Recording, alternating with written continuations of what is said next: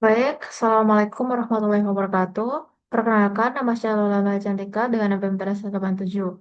Di sini saya akan mempresentasikan final project bahasa pendidikan 2. Di sini saya mengangkat tema atau saya memilih studi kasus tentang reservasi rumah sakit.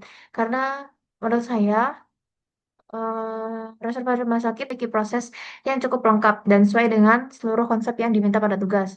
Nah, dalam sistem ini terdapat proses pendaftaran pasien, antrean pemeriksaan, proses pelayanan, hingga penyimpanan riwayat pasien selesai yang diperiksa.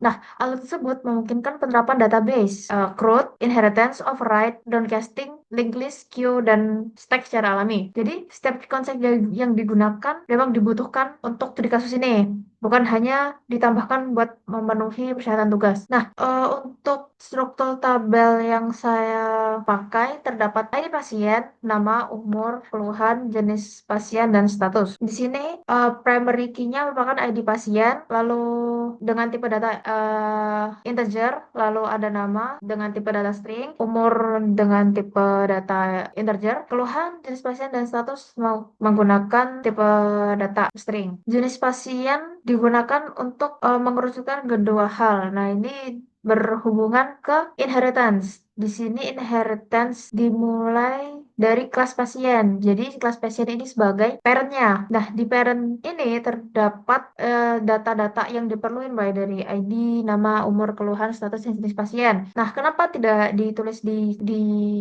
childnya? Karena childnya ada dua, nanti malah mengulang kode secara terus-menerus. Nah, itulah gunanya overriding. Di sini ada dua child. Child yang pertama ada pasien BPJS dan juga child kedua ada pasien umum. Nah, override di pasien ini, bedanya antara dua child ini, di beberapa pasien BPJS menunjukkan bahwa outputnya atau prosesnya itu menghasilkan return 0.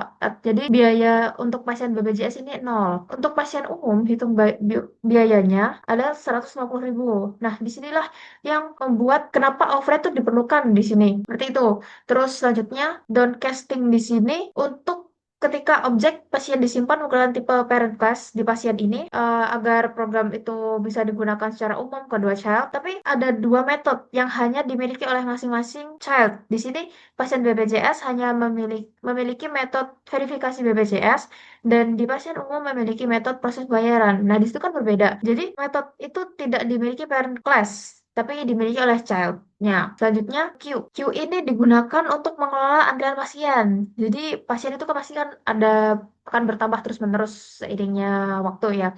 Jadi kenapa sih pakai Q? Karena konsep Q adalah menggunakan FIFO, first in first out, bukan tidak seperti stack yang menggunakan LIFO, live in first out. Jadi metode stack ini digunakan untuk dia pasien yang telah selesai diperiksa. Jadi ini bakal memudahkan ketika melakukan undo. Kalau misal pemeriksaan terakhir terjadi kesalahan, kayak yang awalnya selesai diubah menjadi menunggu lagi, makanya menggunakan prinsip LIFO atau stack di sini. Seluruh konsep saling berhubungan. Di sini bagaimana alur sistemnya ini berhubungan. Jadi ketika pasien ini datanya baru masuk, otomatis akan masuk ke database atau MySQL. Lalu tetap masuk ke link list sebagai dia bisa dibilang adalah cache, bukan data permanennya seperti MySQL.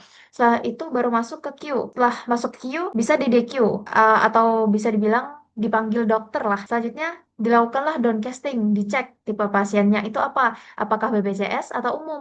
Setelah itu di baru menunjukkan statusnya selesai. Nah, setelah statusnya selesai, maka masuk ke stack riwayat. Nah, inilah bentuk LIFO itu di sini. Selanjutnya, nah, CRUD-nya di mana? CRUD-nya ada di sini. Bentar. Di sini untuk read, load data link list ini. Lalu insert pasien ini sebagai create, update, ya update. Lalu untuk delete. Jadi untuk menghapus pasien. Ini untuk connect ke database-nya. Selanjutnya kita coba run. Kita coba untuk running ya. Karena datanya tadi sebenarnya udah ada data satu. Tapi kita coba masukkan lagi. Hmm, 19, kan pasien umum. Oke, selanjutnya kita lihat datanya. Nah, Kita lihat di database-nya apakah sudah masuk. Wes, sudah Pak, mohon maaf. Nah, di sini data database yang ada di Apache NetBeans ini ada di link list, bukan berbeda dengan MySQL-nya. Selanjutnya kita update pasien 2, oh 9. Oh, belum diperiksa. Jadi kita harus mencoba diperiksa dulu. Nah, untuk hapus pasien, kita coba yang ID 9 tadi untuk dihapus. Sudah dihapus. Jadi tinggal dengan ID 10 yang tersedia. Masuk. Selanjutnya kita coba yang memasukkan antrian klinik. Jadi setelah dimasukkan pendaftaran, kita masukkan ke antrian menuju dokter. Jadi pasien nomor 10. Pasien saya sudah masuk antrian. Ini menandakan bahwa pasien dengan ID 10 sudah benar-benar masuk ke antrian. Selanjutnya kita lihat ke antrian aktifnya. Nah, cuma ada Zai karena si Ola tadi udah dihapus. Selanjutnya kita panggil menuju ke ruang periksa. Di sini sudah masuk ruang periksa. Setelah masuk kita coba lihat dulu. Nah, statusnya sudah dipanggil, jadi sudah berbeda, tidak menunggu lagi. Selanjutnya kita masukkan Zai tadi sudah selesai ceritanya, sudah selesai diperiksa. Nah, ternyata dia sudah langsung bayar, datanya langsung di stack riwayat. Kita lihat di riwayatnya sudah selesai, sudah terlihat di terbaru. Selanjutnya ada misal ini terdapat kesalahan di kasirnya. Kita kita ambil lagi data Zae buat keluar dari riwayat pasien selesai.